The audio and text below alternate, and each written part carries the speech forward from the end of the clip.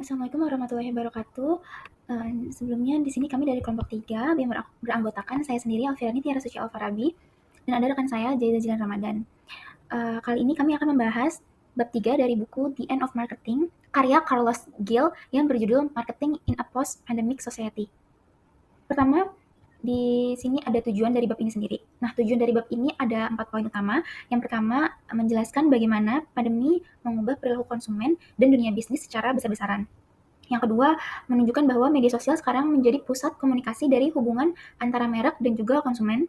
Lalu yang ketiga, menyoroti pentingnya adaptasi, empatik, dan keaslian dalam dunia pemasaran modern. Keaslian di sini bisa dimaksud dengan kejujuran.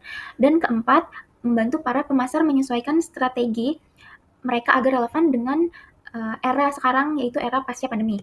Lalu selanjutnya di sini ada inti pembahasan, yaitu di bagian ini Gil sendiri menceritakan pengalaman pribadinya sebelum pandemi, di mana saat itu ia menghadiri konferensi social media Marketing World pada Maret 2020, dan tak lama setelah itu seluruh kegiatan bisnis juga berubah drastis, semuanya pindah ke ranah digital.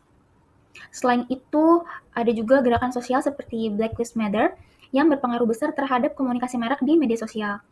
Contoh-contohnya ini ada Nike dan Ben & Jerry's yang menunjukkan dukungan mereka terhadap Black Lives Matter atau BLM, sedangkan Burger King sendiri sebagai contoh lain ada justru gagal karena memposting di media sosial Twitter kalimat yang cukup kontroversial di mana mereka menyebutkan women belong in the kitchen pada saat Hari Perempuan Internasional.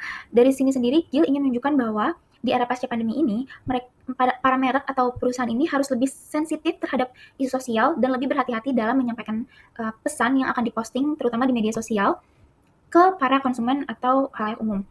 Selanjutnya di sini ada 5 prinsip komunikasi pasca pandemi.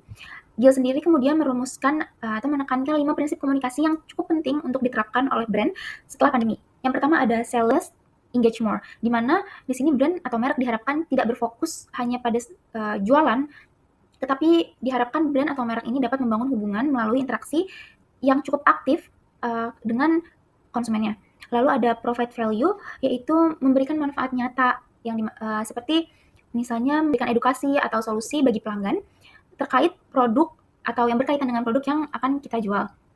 Lalu yang ketiga ada build specialized communities, di mana brand diharapkan dapat membentuk wadah komunitas khusus yang memiliki minat yang sama, agar para konsumen yang memiliki minat yang sama ini dapat melakukan berinteraksi dengan brand juga secara dua arah.